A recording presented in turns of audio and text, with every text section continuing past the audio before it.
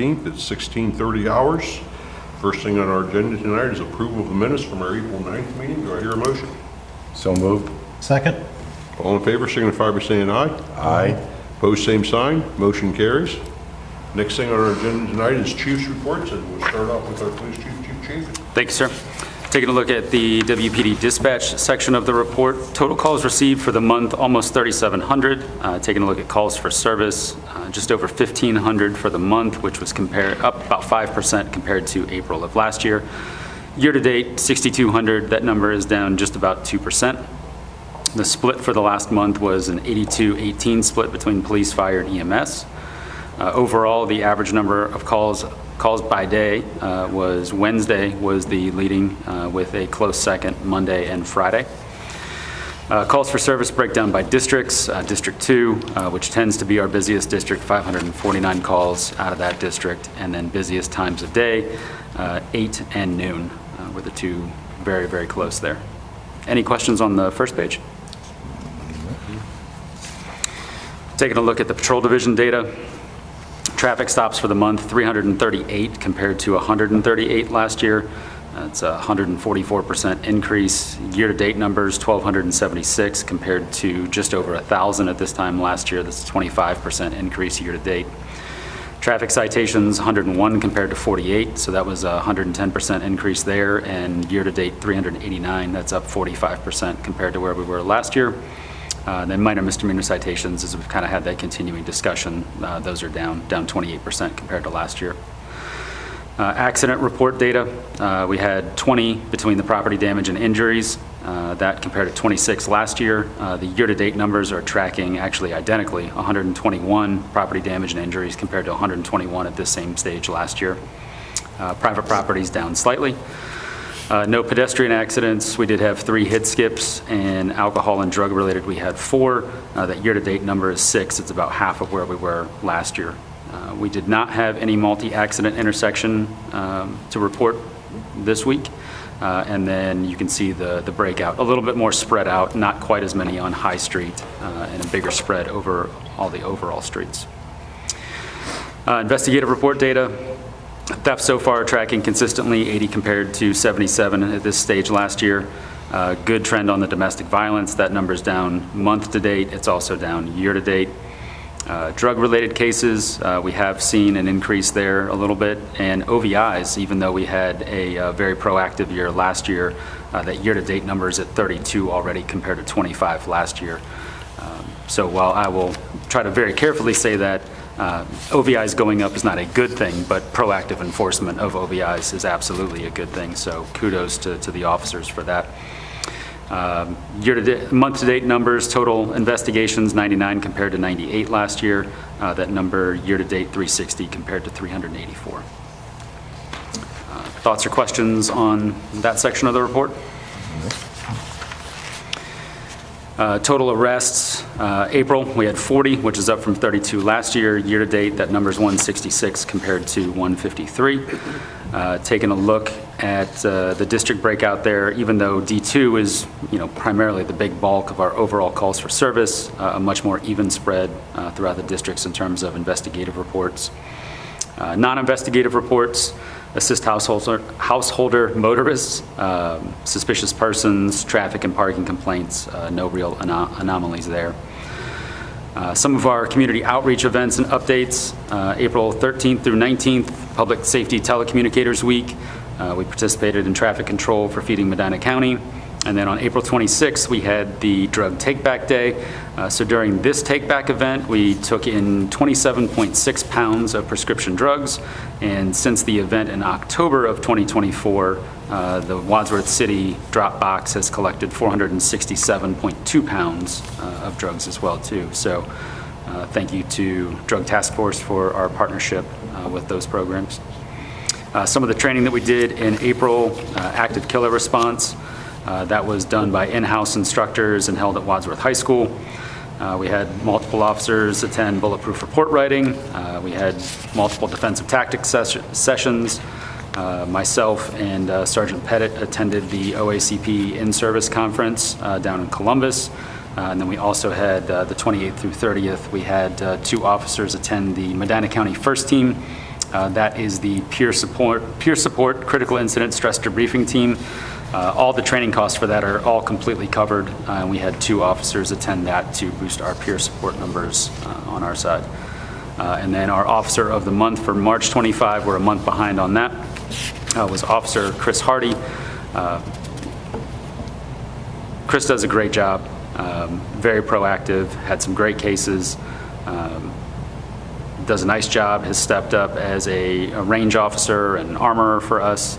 So just, again, really happy with his performance. And some people joked as well, too, he might be the most photogenic of all the officers as well, too. The one on the first one here looks like it was professionally done, even though we just took that ourselves. So, any questions on that? Taking a look at the overdose report, we have had 3 year-to-date. Those were 3 individual victims. We have had 1 overdose death, and we have administered Narcan 3 times, and 2 of those were Narcan saves. We actually had a Narcan deployment earlier today on one of our cases as well, too, but that would not be accounted for in this report. So, Any questions? That's good. Move on then to Fire Chief Linder. We got to do crash data update. oh, yeah, I'm sorry. Sorry, I wasn't sure if you want to do that now. Yeah, go ahead. Usually people are excited when I stop talking. Nobody's having me go on beyond that. I thought I better get into Better get this in quick before he takes a breath. Yeah, absolutely. Better take the opportunity. If you guys just want to look at the handouts, that's also fine. So what I passed out here to the committee, it's basically, we've updated it since we went over the numbers last week here. And so you're going to see, we've got the first page here is just sort of a total breakdown. And so this is the total accidents. And again, this went from 2019 all the way up through 2025. This is probably the easiest one to look at. Right up at the top left, you've got what are our traffic infractions that are happening that are leading these accidents, and you can see very clearly that improper backing, that's responsible for 38 of those accidents. The next closest one, which is ACDA, which shouldn't come as a surprise either. That's usually anywhere from 35 to 40% of all of our accidents throughout the city. Improper lane change, and then other, and again, that other category is going to break down. A lot of those are hit skips that went unsolved, so there weren't citations issued in those. As far as days of the week go, Friday has trended to be the busiest with 28 of those accidents on that day. Time of day, we're looking between that 12 and 6 o'clock hour is an overwhelming majority of the accidents. We do have a few between 6 and noon, which is probably, tying into rush hour traffic, but no real big anomalies there. And then breaking it down into the 4 streets individually, Main Street has the most accidents on it at 49. Broad Street 31, High Street 27, and then College Street with 21. On the next page, it's just basically a numbers version of those graphs, if it's easier to break down that way. And then the following pages are going to be the individual streets and the more specific accident data there. So you'll see the report numbers, time of day, whether or not there were injuries, the reason for the accidents, and then some charts that kind of collate that data there for you so you can see it on a street-by-street data. But as we discussed at last month's meeting, I don't know that there's anything that really jumps off the page to me that would be an anomaly or concerning. I think it is almost exactly what we expected it to be. So, any questions on the accident data? No. None from me. Does that complete your report, Chief? Does now. Yes, sir. Thank you. Thank you. Chief Linder. Thank you, sir. So we'll start off with our fire department numbers. For the month of April, we had a total of 26 calls. That puts us at 90 year-to-date, which is about a 5% increase on that. Out of those 26 calls, 19 were within the city, 6 in the township. We provided mutual aid on 1 occasion. We had 8 officer call-outs, 15 inspections, car seat public education, 12 different events. Our average response time, just under 6 at 5 minutes, 48 seconds. Our average firefighter on duty, working at the station when we get calls, just under 6, and which is about a 7% increase of where we were last year for year-to-date totals. Average firefighter recall for the month of April, just over 2 on that. So year-to-date 2024 to 25, it's about a 17% decrease. And then our average total firefighter turnout for the month was just over 8. So our year-to-date 2025 is 8.2, which is about a 1% decrease from last year. Can you contribute anything to that 17% decrease? The only thing, April, I know a lot of times we see spring break, Easter. That's the only thing that I know staffing-wise, I have a lot of people off for that time. That's the only thing that I can see.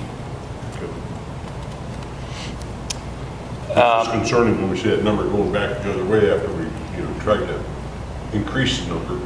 Right, on that's for the recall. The bigger number, the firefighter turnout. So, looking at that number, we're only 1% down from last year. So, not much of a difference total-wise. But yes, that's for the responders. Okay, thank you. Sure. Type of property calls, breakdown. Nothing out of the normal on those. 1 and 2 family make up the majority, followed closely by the 24-hour care facilities and then the multi-family dwellings. On the right side, our fire call volumes over time, unusual. Usually we don't see this at this time, but our busiest call was about 4 o'clock in the afternoon. Usually we see a peak around lunchtime, but for this past month it was 4 o'clock was our busy time. And then the bottom is just our counts by station, 181 for Station 1 and 97 for Station 2. Any questions on that page? All right, second page, our incident types, just breakdown of the types of calls that we had, whether the fire, the EMS, hazardous conditions, false alarms. Nothing out of the normal on those. On the right side, our EMS data. So for the month of April, we had a total of 245 calls. Out of that, 221 were within the city. The township, 24. We did not provide any mutual aid, so there was no out of our district. Our biggest breakdown, City 1, is where we received majority of calls, followed closely by City 2 area. Our average response time was just under 4 minutes, 3:57 for April. As stated, we did not provide mutual aid. We did receive mutual aid on 1 occasion. Our second ambulance calls, 56, third ambulance calls, 6. So those two numbers, the second and third overall year-to-date, slightly increased from where we were this time last year.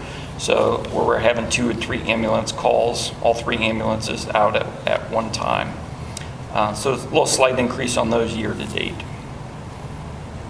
Any questions on that page? Okay. Moving on to our hospital transports. The majority for April, most of our transports went to Wadsworth. Followed closely again, our second is Barberton. So our actual transports to Wadsworth year-to-date is quite higher than where we were this time last year. Can't really contribute what that reason is. A lot of it falls on the patients where they're requesting to go. So our EMS yearly comparison for the month through April 2025, we have 1,049 calls, which is 11% increase from this time last year for EMS calls, just over 100 additional calls. Our total calls for service, so this is fire, EMS, officer checkouts, all of that, we are at 1,197, which is a 12% increase from where we were last year. It's about an additional 137 calls. ALS, BLS data for the month, we had 112 ALS calls, 72 BLS. Our Narcan, we provided Narcan on 1 occasion, had 2 overdose patients. And then squad usage, we're kind of averaging out again. Medic 1 and 3 are usually at Station 1. So Station 1 receives more calls, so their numbers are up slightly compared to Medic 2 and 4 on that. And then just as PD, our busiest daily call volume was Wednesday as well at 61. Any questions on that page? All right, on the next page, just some of the in-house training that we did for fire and EMS. We did put our new LifePack 35s, heart monitors in service. Appreciate the support on those. They seem to be working out well. We did have a couple members attend some outside training. Jim Fox did a Cuyahoga County Medical Examiner series. We had one of our full-timers complete his fire inspector class. And then we have one member that's part of the All Hazards FIU unit, the fire investigation training.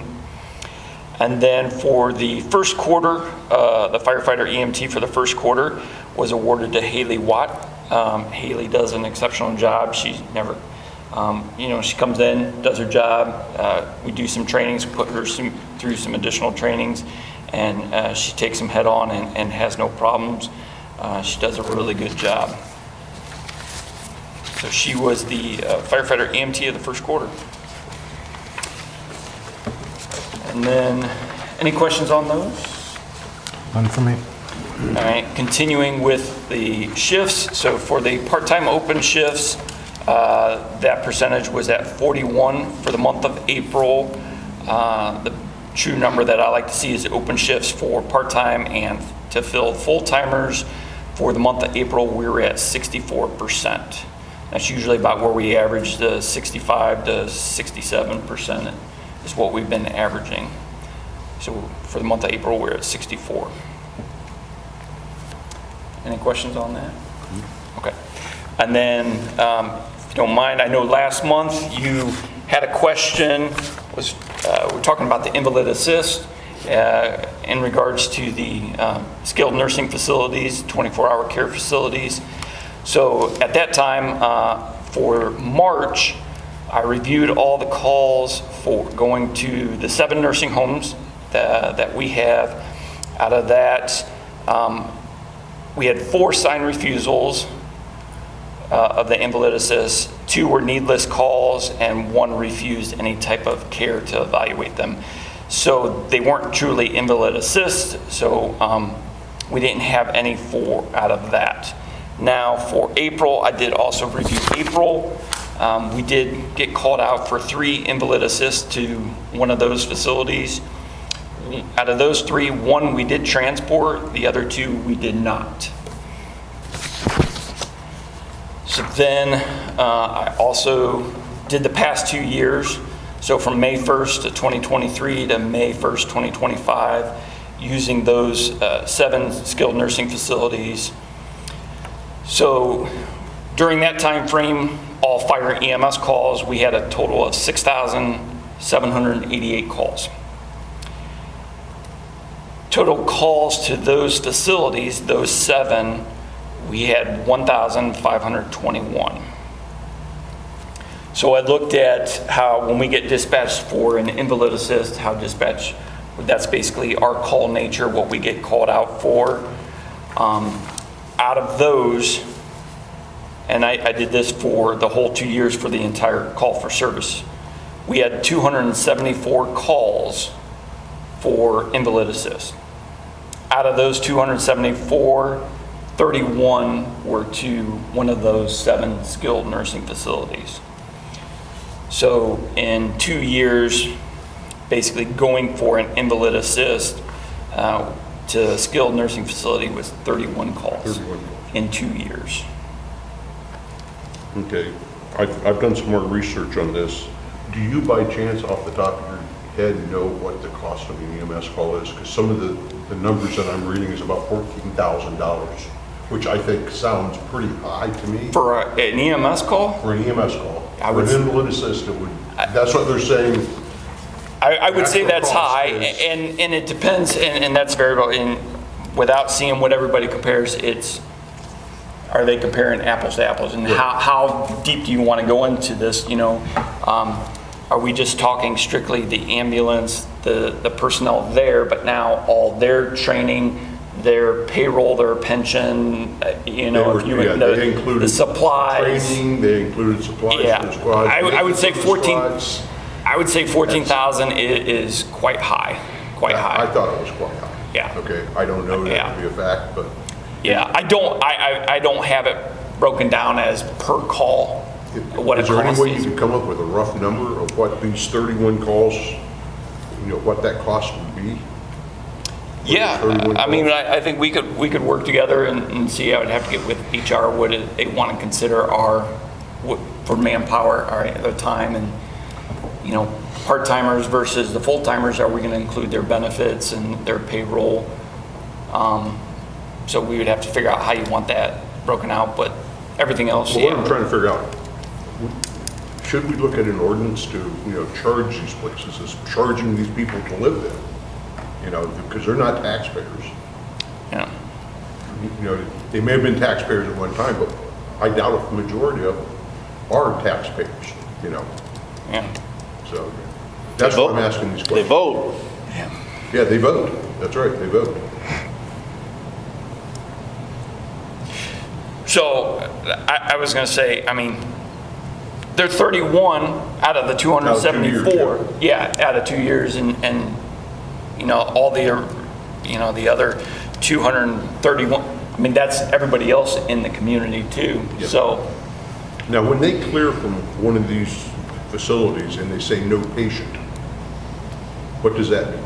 So it could be, and I also came up with that. So out of all those numbers for the skilled nursing facilities, so this position, basically when they clear the scene, whether a patient evaluated, no treatment transport required, patient refused evaluation or care, we treated them, they were released, they signed up against medical advice, we said, hey, you really need to go, and they chose not to. All of those, we were canceled prior to arrival, we canceled no patient contact. These are some of the dispositions. I included all those together.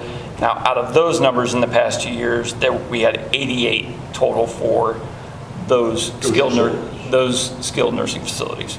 So now, patient refused, you know, that they're going to get a refusal, and we have a billing option in the ordinance for refusals on that. But when they say no patient, you can't bill those people because you have no information. Correct. Sometimes we get, and actually we seems like starting to pick up more, people accidentally, they have medical alerts, they hit those. We've gotten calls for, even with Apple phones, dropping them butt dialer, and we get medical alert calls for that. So there is no patient there. It was an accidental push of the alarm. That's sometimes a no patient. I would have to look at each individual And that would case make on that. sense. I mean, that those would be no patients. But I mean, when you go there 88 times and 31 times, that's over 120 times in 2 years to 7 facilities, correct? Yes. You know, so if we Yeah. could, you know, see what it's actually costing us. Yeah. Plus, it's taking a squad out of service. It's Yeah. taking 2 to 3 people out of service. You know, a real emergency. Yeah, I can look and try to come up with my best guess number for an EMS call. What do you guys think? And typically, that's not the patient calling for help, it's the Sometimes staff it's calling. not. Yeah, sometimes it's Staff. it's the staff. And- Sometimes it's the patient. You know, we've had patients call us because they can't get a hold of the staff. We've had that. That was one of them in March. No kidding. Yeah, that was one of them in March. You know. I just think we need to do a little deeper dive into it before we, you know, start thinking about charging, you know, these facilities so that we have all the numbers in place and everything. Okay. Sure. If you don't mind, I'd like to see that information. Any other questions, Jeffrey? I have one. Does that complete your report, Chief? That does. Okay. Staffing updates, Mr. Hiscock. Yes, thank you, Mr. Copley, members of the committee. I'll work through the staffing updates or patrol officer process updates. So We actually had a swearing in today for an officer. In addition, since our last meeting, we've had 2 candidates accept firm offers of employment, and both are scheduled to be starting the OSP Academy in August. So we're moving right along there. On the firefighter paramedic process update, we've completed second round interviews. I think at this point, Chief would like to get with myself and the HR director to sort of have a summary discussion about the interview process and make some decisions on continuing some folks in that process there. So, on the part-time fire and EMS process update, Chief, please add anything about doing. I know we have 2 folks individuals that we've identified on the part-time capacity side. I don't know if there's anything more to add. They're both kind of struggling with some aspects of what we need them to do at this point, but we have identified 2 individuals. That's right. Yes. And then we've done three part-time first round interviews. I have another one scheduled for next week, so that'll be 4 additional part-timers that we have interviewed first, and then we'll make the decision, probably maybe a second round interview. And then the last item, dispatcher process and civil service test update. We have 1 candidate who has completed the background investigation. They are moving to the pre-hiring testing phase. They're working their way through those. We have 1 resume from a lateral candidate that we're going to schedule an interview for that individual. And then last night, we had our civil service exam. We had 8 individuals take the civil service exam. We had 12 signups. A little depressing that only 8 showed to take the exam, but we had 8. And once we get the results from the testing company back, we'll schedule interviews in that process. Questions, gentlemen? Moves us on to legislation. Yes, we have 1 item for the committee's consideration this evening.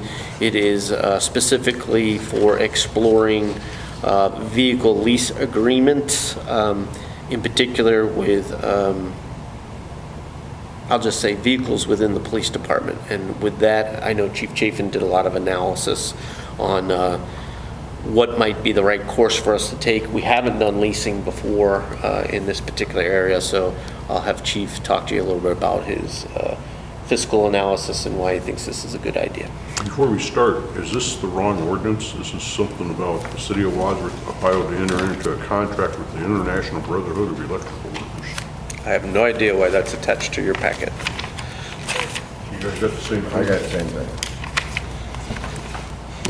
Okay. I did not send that to anyone. I don't know Well, why that's there. Usually we get a piece of legislation, we can follow along. Yeah, I just started reading this one, I said, whoa, time out, this one doesn't work. The law department has not created any sample piece of legislation okay. for our Okay. ordinance consideration at this I don't know point. why that's on here.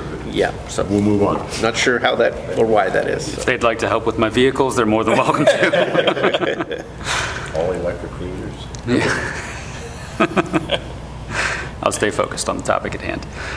So as the safety director alluded to, our fleet is multifaceted, right? So we've got the frontline patrol vehicles, but we also employ vehicles for our detectives. So they're using those to conduct follow-ups outside of town in other cities, respond to crime scenes that may be from their home directly in the middle of the night, or it may be, at the drop of a hat in the middle of the day. Generally speaking, those cars are not the same as the frontline patrol vehicles.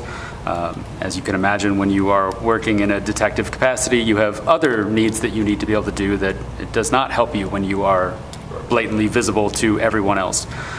So generally speaking, we will try to purchase, I guess, a quote-unquote regular car for that purpose. In the past, we have utilized some seized vehicles and forfeited vehicles, but as we came into this year, we talked last year about needing to start to budget for some of those because they were significantly older and moving in a direction of disrepair and less functionality. So we've been exploring through the beginning part of the year what that replacement looks like. how best we can do it. And of course, one of those discussions is, hey, what are other agencies doing, whether it's our mutual aid partners or others in the region. And a lot of them, especially with the detective vehicles, some to the full extent of their entire patrol fleet have moved to a leasing model. So we met with Enterprise. That's the one that our neighbors to the east, Norton, are currently engaging with and looking to, I think here within the next couple of weeks, switch their fleet over to that. The Sheriff's Department for a while has been leasing the detective's vehicle. They've now moved in a direction of leasing their entire fleet through them. So we started to run some numbers. I will admit to the committee that initially I was skeptical because I generally think of leasing as basically just purchasing the depreciation of the vehicle over that time.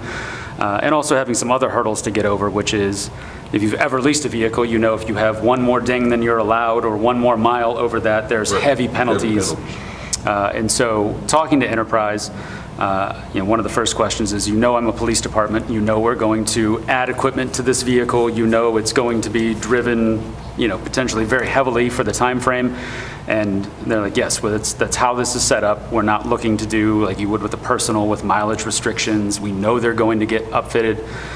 The way the business model works is they have on the back end a vendor who is operating in the used police vehicle market. So perhaps agencies, communities that can't pay full price for a new cruiser, that's their market. And so they have a great back end agreement with that seller.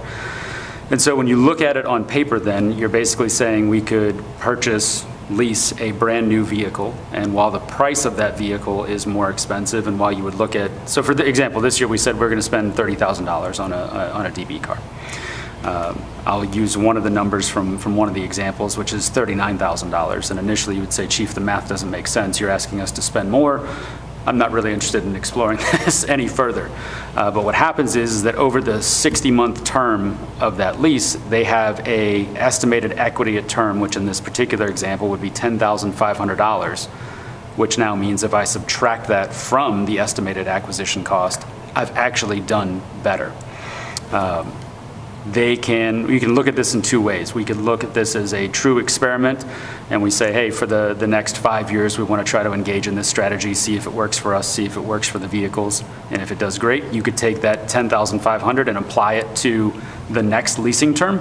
Or if we said, hey, this just didn't work for us, they cut a check back to the department for that $10,500. So brought it to the safety director. Again, it's not something that we have explored before.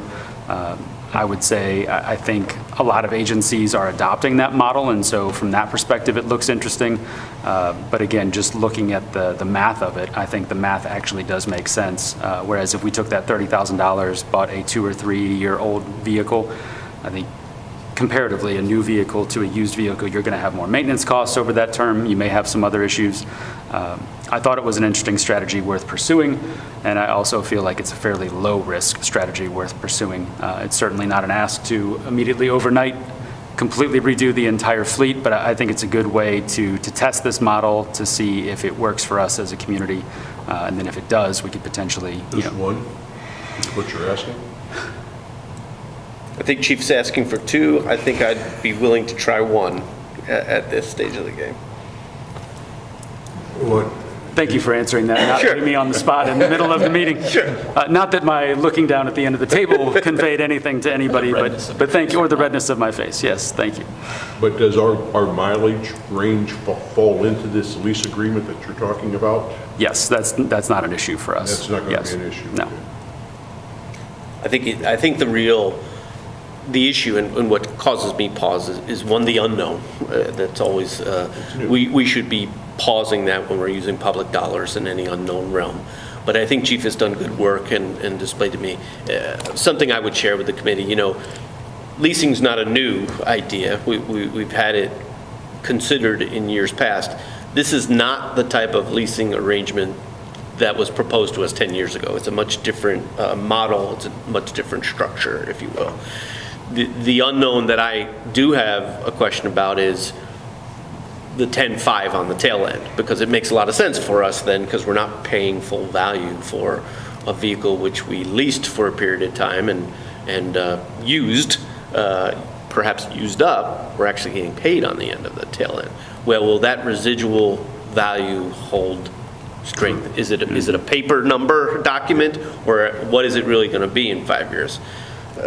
You might say, come on, Matt, what's the difference between one car and two cars in that? Well, the difference is it's not my money we're playing with, kind of thing. So I think we could get a real good test platform on it. We could see how it could work, and then we could do that. We could also do another one. I mean, we don't have the type of expansive DB fleet over time. So we could get another one in 2026. You can do 2020. You have this measuring stick where I think giving 3 years of a lease arrangement with 3 different vehicles, a test, is not wrong for us to do. I just, two at the same time and 2 more in another year, now we're talking about the entire side of a fleet and what happens when it doesn't work. What is the current DB fleet? So we have one 2014 or 2015 Ford Fusion. It's in very good shape and is not on deck to be replaced. The issue that came up is that we have a vehicle this year, I think it's a 2012 Dodge Avenger that's due to be replaced. We're currently having some issue with it leaking into the trunk and the equipment that's stored in the trunk. That was the vehicle this year to be replaced. The secondary vehicle was the Nissan Altima that I think was a 2014 that was scheduled to be replaced next year. Its life ended early in a car accident at the very end of last year. So that was openly, that's why I was looking at various options, because we had the need to replace 2 of them and was trying to do that within the budget constraints. We've currently got a vehicle on loan from vehicle maintenance that we're using. So at the end of the day, that's not a huge issue, and we're making do with that. But it was that Dodge Avenger that for sure needs to cycle out of a DB vehicle. Chief, do you, What's your thoughts? I mean, If you replace the Avenger, then you're still running with only 2 and a fleet vehicle. Correct.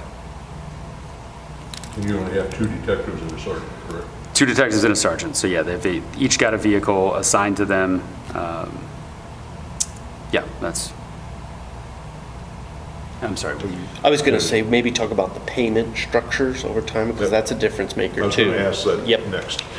Yeah, so that's, rather than me spending $30,000 this year and being done, for the life of that vehicle, it's effectively signing the city up for an ongoing annual payment. And again, I'm just using, it's enterprise, so you could literally pick any car that's available, and they have the Sourcewell agreement across the board, so you're getting the state bid or the bid pricing for those. So I'm just looking at 2 vehicles here that are at the top of the list here, so a Chevy Traverse and a Nissan Pathfinder. Medium to larger size SUVs, which is necessary for the equipment. The payment on the Chevy Traverse is $8,800 a year. The Nissan Pathfinder is $7,900 a year. The initial acquisition cost is $39,935 for the Chevy Traverse, and it's $35,869 for the Nissan Pathfinder. And then the estimated equity at term is $10,500 for the Chevy Traverse, and it's $9,500 for the Nissan Pathfinder. That's estimated. That is estimated. That's not hard Yep. numbers.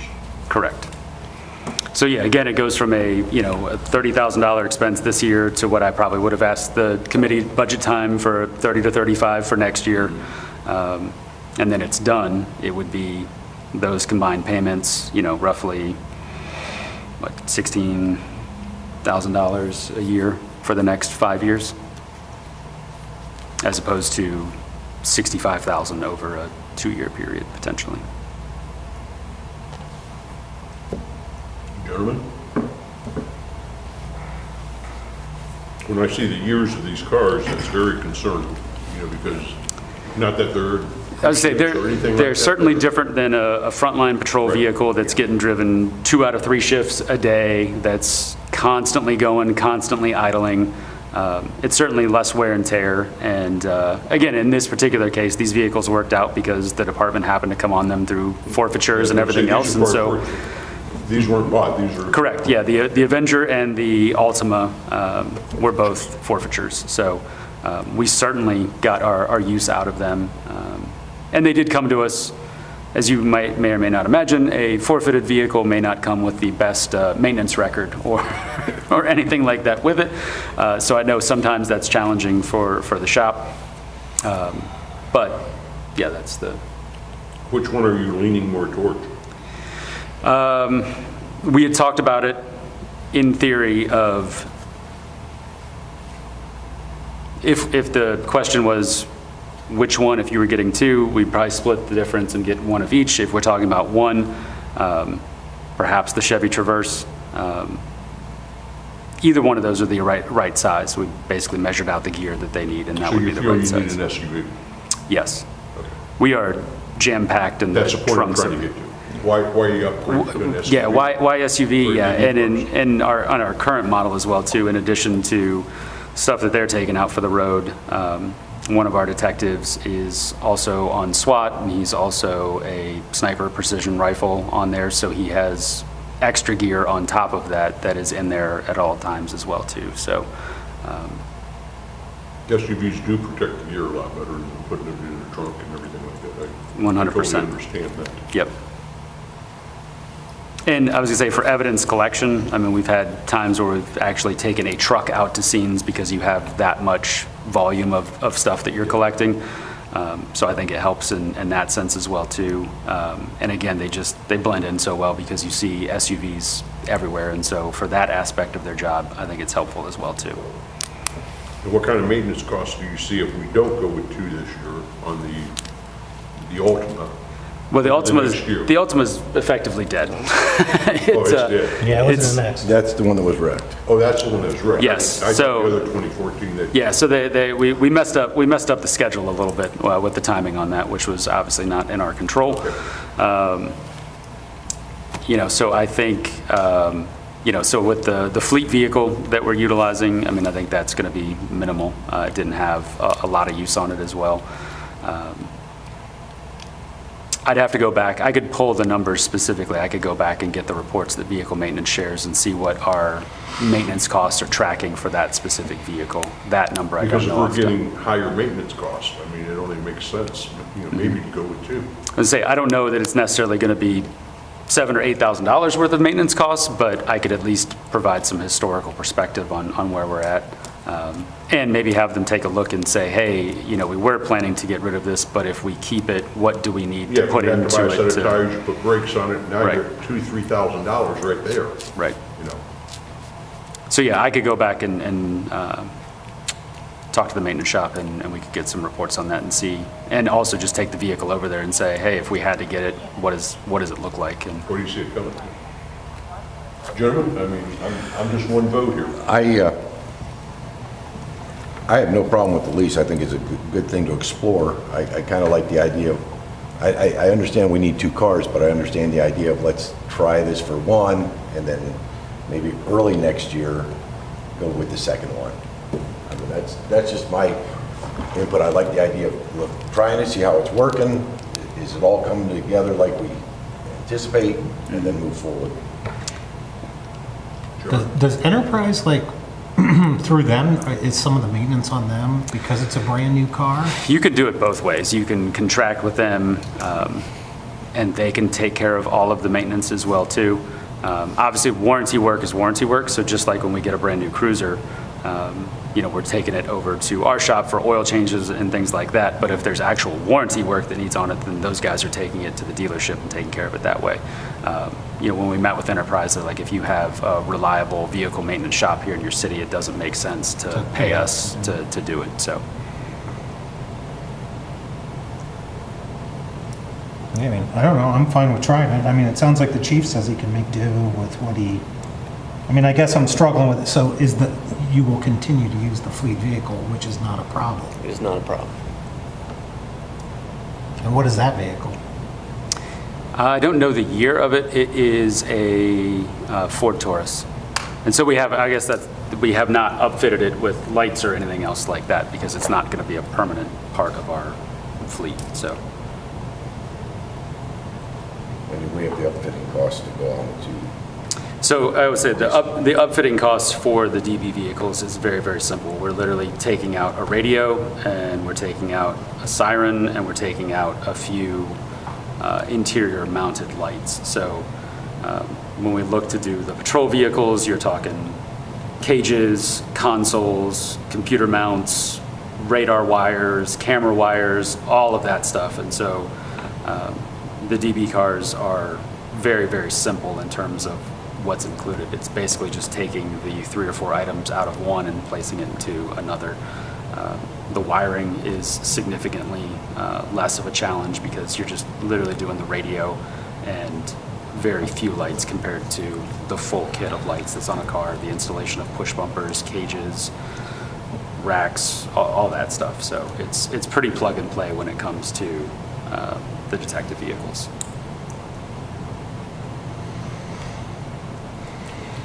I don't know, I guess you ask for what you want, and then we'll vote on it.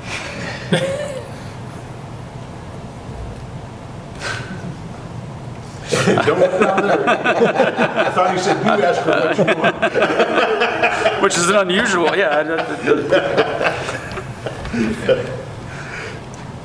I will legitimately defer on the direction on this. So just so you know, there were several different agreements we would have to enter into with Enterprise, and not all of them have been fully vetted by the law department. That's why I don't think you have an ordinance before you. We provided them with 2 sample agreements. More recently, we provided them with the Sourcewell agreements on those items. They're under review, but quite honestly, we're dealing with Enterprise, so I can't imagine that they will agree to any changes that we want based upon the nature of those organizations that we're dealing with. And I would tell you, I don't know that there's any need for changes in their agreements either. I'll defer to the law director on that. You know, I think for me, leasing has come a long way. I was staunchly anti-leasing for government fleets 10 years ago when it was first sort of getting popular. Again, as I stated, the fleet arrangements are different, the agreements are different. I'm willing to give it a try. I just am hesitant to go all in yet on that. I understand Chief's requests. I think we can make do for a period of time, certainly for a remainder of a year if we had to, with what we currently have going. You know, the reason I was a little bit cautious, I don't talk about what detectives drive. I don't broadcast those things. And so I will tell you, if it's not the current vehicle that they're using, I will find a vehicle in the city's fleet for them to use if it doesn't work out, you know, so we can do that. And we are about to embark upon our tax budget and get rolling with our appropriations budget later in the year. You know, I think we're not long from adding another leased vehicle if you feel strongly about that. So I think starting with one, let's see how the process of even entering into the contract works and what hiccups we have. Let's see how quickly we get a vehicle from them. Let's see if there's any fine print that we haven't found that we run across. And you're rolling right into the fall where if we feel good about it, instead of coming to you for $30,000 or more for a DB vehicle next year, maybe I'm coming to you for 12 grand to do that. So it has beneficial analysis on the budget side too to look at. There's always the possibility of having another seizure vehicle between now and then. Fingers crossed. Honestly, we've only talked about vehicles that have been assigned. Right. It's been a rare year in my occurrence where we're not using some other vehicle out there in the lot, you know. So you're right, Mr. Rosberg. We very easily could. Good. So Do I hear a I guess motion then to I'll make a move forward? motion to move forward on one lease vehicle. I'll second that. All in favor, signify by saying aye. Aye. Opposed, same sign. Motion carries. So go ahead and start working on the, agreements and everything, and if it works maybe we can look at it again in 6 or 7 months. Sounds good. Thank you. Fair? Okay. Okay, next, number 6 is DEA drug take-back day results. And I may have skipped ahead when I just included it in there, so. Yeah, that's okay. But yeah, I think if you had any questions on those numbers, I think we're good. Okay, and that brings us to other then. We'll start with Mr. Hiscock. I do not have any other for tonight. Mr. Chief Linder. Pancake breakfast, Memorial Day, 8 to noon, Station 1. Chief Chafin. Nothing for me. Okay. Mr. Yurcheck. Nothing for me. Mr. Rossman. Bicycles, e-bicycles, and low-speed micro-mobility devices. Continuously hearing more from downtown businesses of people riding the e-bikes and bicycles on the downtown sidewalks, and at high rates of speed and coming close to hitting patrons. I witnessed today a person on a unit-wheel at College and Westgate almost knock a senior over off of his bicycle. It was an adult, and I witnessed, he was on the sidewalk, and within 15 minutes, I got a phone call from another councilman who saw the same individual flying down High Street on the sidewalk by McDonald's, just about to take out a car.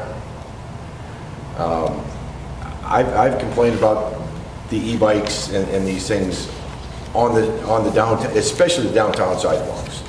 I think about the first Fridays and things, and the bicycles. I don't know that we need to allow bicycles on the sidewalks all the time down there. I know, do we say, okay, on these nights you can't, but these nights you can? But I think we've got to start looking at some of the stuff on the e-bikes. And I know we talked, it's hard to tell what's a class 1, what's class 2, what's class 3. We've got all kinds of different state ordinances out there, or Ohio Revised Code information.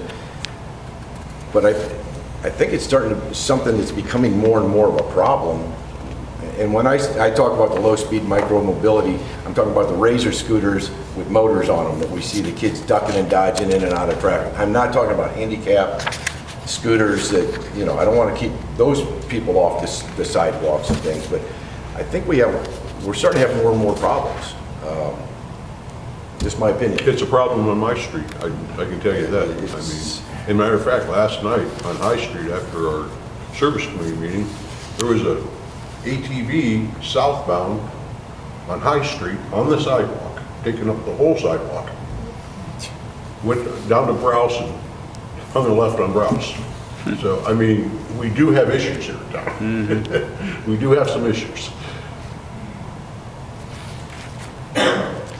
If you observe someone doing that, That, In ATV. we're stopping that. you're stopping that. Yes. Are you stopping a bicycle that you see that looks like it's moving at a extremely high rate of speed down the sidewalk? Or are you just driving by it and, It's going to depend on the circumstances. If it's by itself and there's nobody else on the sidewalk and we haven't necessarily gotten a complaint about it, I would generally say we're probably going to drive by it. Now, if we got a complaint and a group of kids are on the sidewalk with mom and dad walking down the street and a kid comes racing through, so the driving on a sidewalk, I guess to boil down all of the various codes and ordinances that we looked at earlier today in email. Driving on the sidewalk, Ohio Revised Code, no person shall drive any vehicle other than a bicycle or an electric bicycle if the motor is not engaged upon a sidewalk or sidewalk area except on a permanent or duly authorized temporary driveway. So bikes and e-bikes, according to state law, can be on the sidewalk. It's just if it's the e-bike, they're not supposed to be engaging. You have to be pedaling. You're supposed to be pedaling. And isn't No. it the class 2 bike that you have to pedal it? So all times there's, for the motor to be engaged or something? One of the classes of bikes, it does class different 2. things. so class Class 2, I 1 think. is only when pedaling, pedal assistance, it stops at 20 miles an hour. Class 2, continuous assistance regardless of pedaling and throttle assistant, and that ceases at 20 miles an hour. And Class 3, only when pedaling, and that's the one that ceases at 28 miles an hour. Yep. So I guess it all depends on the circumstances and where we're at and what else is going on in the area. And then can you articulate that the motor was not engaged on the sidewalk, and that's what exists. Now, I think you have the obvious example. If a bike is going 28 miles an hour and they just start, okay, fair enough. I can articulate that's probably engaging the motor and could attempt some form of enforcement action off of that, even if it's just stopping and saying, hey, you can't do it, it's crowded here, knock it off, and not necessarily issuing a ticket. I think once you're into neighborhoods or other sidewalks along main routes, then I think where's your line? Like if the guy is pedaling up High Street, he's on the sidewalk and nobody else is on the sidewalk,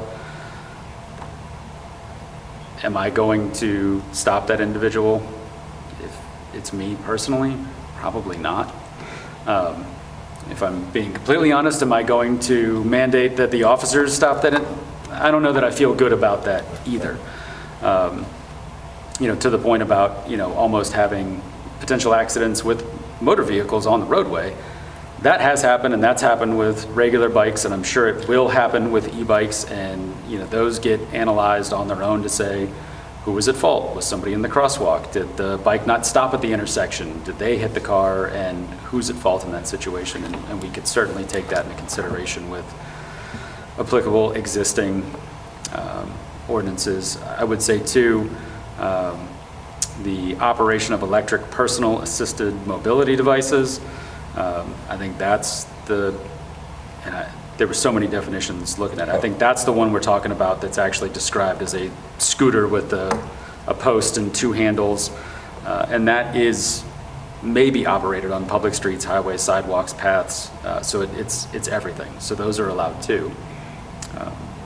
Each of these, I think, allows for municipalities to take their own individual look at them. I guess when we've had the discussion before, I guess I would just try to be clear on what is the expectation, or what's the end goal? Because if there's an ordinance and it's hard to enforce, or there's an ordinance where it becomes difficult to enforce because we have to direct police officers into neighborhoods to monitor for that activity when there are other places in the city. It's officially spring. I know it's spring because the safety director and I both have our inbox flooded with, hey, the speeding vehicles that you stopped last year, they're back. I need you on this street. I need you on that street. How do those resources get divided up when they're on the road? But I do think looking at what's already available on the revised code side of things, I think we do have at least a tool in the toolbox to say, okay, if you're downtown in the square, an e-bike is using its motor and it's causing a problem and there's a complaint, we can certainly look into that and try to find that individual and resolve that situation. I don't know how quickly that happens. You're in the square right now and you call, and my officers are someplace else in the city. We're down here, and now the e-bike has just jetted onto Mills and is out of the square, and I don't know where they're at. And so that's certainly a difficulty as well too. I'm not saying that I don't share that concern or that I haven't had that issue when you've got the square closed for events and you've got kids popping wheelies on bikes. That, admittedly, that drives me crazy because you got little kids running around the square, and I think that's dangerous.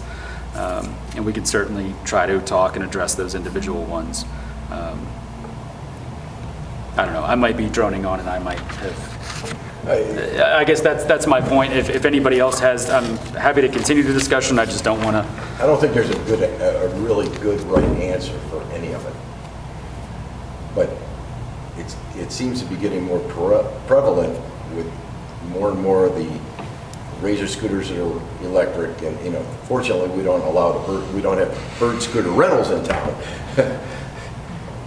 Which, but those things fly, and especially in the downtown business district, it's terrible when they're down there. Maybe we need to do some education, because Well, these are just starting to come on more Right. popular in the last several years. I don't think we've really done anything on our end to educate that you can't use the motorized portion downtown, for example. But we don't have anything that says we can't.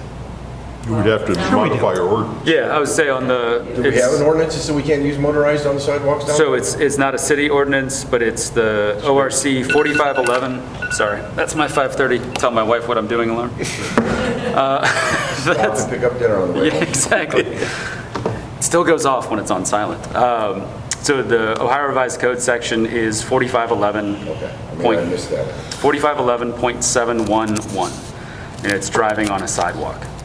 And section A starts with no person shall drive any vehicle other than a bicycle or an electric bicycle if the motor is not engaged upon a sidewalk or sidewalk area except upon a permanent or duly authorized temporary driveway. So that's your e-bike one right there. That does not address the Razor scooters because I think that is technically an electric personal assistive mobility device. And that one, per the ORC, is allowed to operate on public streets, highways, and sidewalks. If we get the word out on this electric bike, people will recognize that that's an issue. We might see a decrease too with CIS moving. Working downtown now, I know when 345 hits. It'll just shift to Broad Street and when CIS. It's crazy down there, at Yeah. 345 when school lets out. Maybe the education is the right way to go. I mean, to start with, use the, social media here, post some of the laws and stuff like that there, educate the people. Get it on CTV. Put it on, cable TV. As much as I hate signs, maybe no electric vehicles on sidewalks and, post it on a couple places downtown. I don't know. Just- Yeah, out of all the documents, this one is, the member's brief is probably the simplest, and it kind of explains it just in regular terms, but then it provides the citations for the actual Ohio Revised Code sections. So that's a fairly easy one. And If you had a bicyclist, even just say a regular bike, hit a pedestrian on the sidewalk downtown, is there a possibility that that person would be given a citation? Regular bicycle or e-bikes? E-bike operating Even a with regular the... bike, someone's out of control on a bike, comes peeling out of the alley and just mows someone down, squad's called. Just, that's my knowledge. I Yeah, don't that know. one I'd have to go back and read through again. Especially if it's coming out of the alleyway or if it's coming out of an intersection. Or if you're coming out of a business, say, downtown business, that's who's complained to me of some of the downtown businesses. And one of your patrons gets hit, okay? Are they going to get cited then? I mean, how do you cite them? 'Cause Right. We don't have anything except ORC. We spend an hour going through all of these various The other revised issue codes is to our decide. sidewalks downtown are not nearly big enough, and now the fact that we're allowing outdoor patios, I mean, you're getting squeezed sometimes Yes, to a right. couple feet down there. And, I mean, that's not helping matters. You're walking out of a restaurant, talking to the gang you went with, and you're just walking right into a 3-foot wide traffic pattern that bicycle should be, right? If my kid goes downtown, I don't want him in the street, I want him on the sidewalk. Right, that's the other factor too. If you're Yeah. pushing them off this, if Yeah. you're pushing them off the sidewalk, do you inadvertently push them into the street? And which one of those is quote unquote safer? It'll make EMS busy. None of us have said this, and I know that's not you don't want to create a harm Right. by passing an ordinance. And so, that's a Maybe factor here. Education is, Just like try it for a education. while and see if it Right. works, Definitely can do that. And, Get it in different source materials too. I mean, that would at least be a start, because we've talked about this for over 2 years, every summer. It's a problem. I would just tell you, Mr. Yurcheck, your question is a good one. What would an officer do? And I think, Chief, Dan as an officer, there was a pause there, because I don't think it's the first thing for us to think about, even in an injury situation. Well, let's charge this individual. I won't even say it's a kid. Let's charge this individual who ran into this pedestrian with some type of criminal conduct. There's a whole body of law, civil law, that's designed to address that kind of thing. But that's not a preventative or a prohibition. That's a lawsuit situation for injuries, which is coming. So I think your question is a valid one, and it's probably the first thing, but the pause in the conversation tells you everything. It's not something that we normally, in the past, have looked to or historically said, oh, that's a citation under X, Y, and Z. And I don't think many lawyers would think of it that way, and I don't think many prosecutors and judges look at it that way. Yeah. So. But I think this is a good discussion, and we certainly can, education is a step that we haven't tried and we should try. And no matter what we do as we move forward, ordinance-wise or not, that is something we can and should do, and we will do. How many people hear the message, receive it, understand it? You know, I think it takes different avenues to get it out, to try to do that. Well, let's keep this on the agenda. Okay? Okay? And then next month, you can tell us educationally what you've put out there and stuff like that there, you know, and maybe the chief can do a little more research, other communities and stuff like that, to see how they're handling it. I mean, this has got to be a problem everywhere, not just Wadsworth. And, you know, the great thing is we have e-bikes for our police department, and when they're out, it'd be a great time for them, if they get a chance, just to talk to kids on e-bikes and say, hey, look at my bike, look at your bike, do you know the rules, you know, because I think it says anybody under 16 must have a helmet on too. Mm-hmm. And we're not seeing that. I guarantee you we're not seeing that. But that's, again, you know, a 12-year-old kid today looks like a 16-year-old from 25 years ago. They got beards and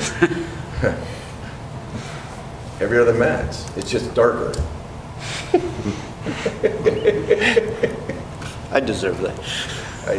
I can't say anything, man. Okay, gentlemen, that's your only other? That was my only other. Sorry, I didn't mean to take all your time, guys. No problem. I don't have anything, so I'll entertain a motion to adjourn. So moved. Second, we are adjourned.